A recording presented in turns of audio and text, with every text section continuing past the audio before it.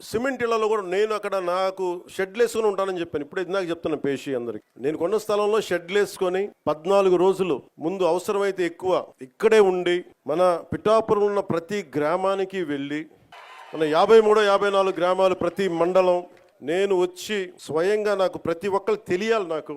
అందుకని నేను నాకు అదే కావాలి, మన ఇద్దరు కూడా. రోగి అదే కోరుకున్నాడు, వైద్యుడు అదే ఇచ్చాడు. అలా మీకు అదే కావాలి, నాకు అదే కావాలి.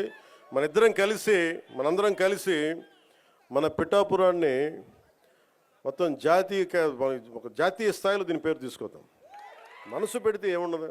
మీరు ఇంత బలంగా నిలబడ్డారో, సో ఏంటి ఎత్తుకుతున్నారంటే ఫోన్లో, అలా కాదు. నాకు పిఠాపురం నుంచి చాలా కంప్లైంట్స్ వచ్చినాయి, అది చదువుదామని పెడతాం. అది అంటే కలెక్టర్ గారు ఇక్కడే ఉన్నారు, పోలీసు ఉన్నతాధికారులు ఇక్కడే ఉన్నారు కాబట్టి కొన్ని బయట మాట్లాడుకునే అంటే కొన్ని లోపల మాట్లాడుకునే ఉంటాయి. కొన్ని ఇంటి సమస్య ఇంట్లో ఇళ్లలోనే మాట్లాడుకుందాం. అంటే పిఠాపురం పట్టణంలో కొంత ఎస్పీ గారి దృష్టికి తీసుకొస్తామన్నా కొంత ఉదాసీనంగా ఉన్నారు మన పోలీస్ వ్యవస్థ అని చెప్తా ఉన్నారు. ఒకసారి మీరు చేయండి, ఎందుకంటే చిల్లర దొంగతనాలు పెరుగుతూ ఉన్నాయి.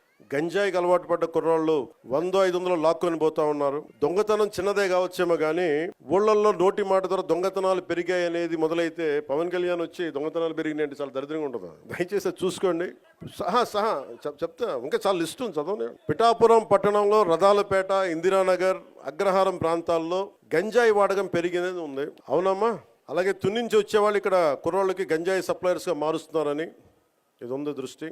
అలాగే మొన్న ఎస్సీ బాయ్స్ హాస్టల్లోకి వెళ్ళి కొంతమంది పిల్లల్ని కొట్టి 10-25 రూపాయలు లాక్కొని హాస్టల్లో వాళ్ళని డబ్బులు తీసుకున్నారని చెప్పారు. అదే రోజు మళ్ళీ పోలీస్ కంప్లైంట్ చేస్తే పిల్లల్ని తిరిగి కొట్టారని ఉంది నా దృష్టికి. అలాగే ఈ నెల 2వ తేదీన దారి కాచి ఒక వ్యక్తిని కత్తితోటి బెదిరించి ఒక బంగారు గొలుసు జేబులు 500 లాక్కొని వెళ్ళిపోయారు. పిఠాపురం పట్టణంలో ఉన్న RRBHR ప్రభుత్వ జూనియర్ కాలేజ్ దగ్గర ఈవ్టీజింగ్ పెరిగిపోయింది. బైక్స్ మీద రౌండ్స్ కొడుతూ అమ్మాయిల్ని ఇబ్బంది పెడుతూ వేధిస్తున్నారు. ఈ విషయాన్ని ప్రిన్సిపల్ శ్రీ కేశవరావు గారు 3 నెలల క్రితమే పోలీస్ స్టేషన్కి వెళ్ళి తమ కాలేజీ మొదలయ్యే సమయంలో పోలీసు ఉంచితే అమ్మాయిలకు భయం ఉండదని చెప్తా ఉన్నారు. ఈ కాలేజ్ దగ్గరే కాదు, పట్టణంలో ఉన్న ప్రైవేట్ కాలేజీల దగ్గర, బస్ స్టాండ్ దగ్గర ఈవ్టీజింగ్ పెరిగింది. రాత్రి వేళ రోడ్ల మీద బైక్ విన్యాసాలు చేసే వాళ్ళతో ప్రజలు ఇబ్బంది పడుతూ ఉన్నారు. ఇలాంటివన్నీ చాలా ఉన్నాయి.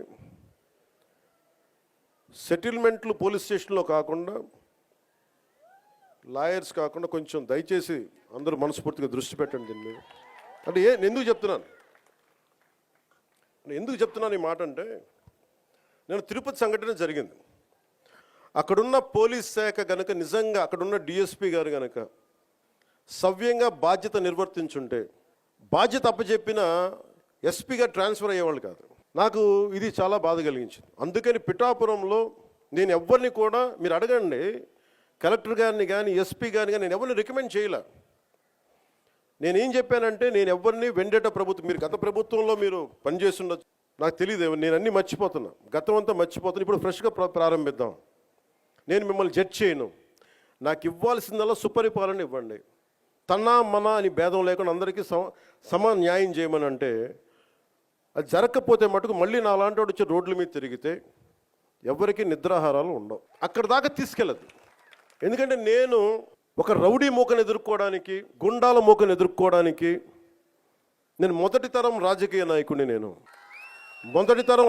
నాయకుడిని. మా నాన్న ముఖ్యమంత్రి కాదు, మా నాన్న కానిస్టేబులే.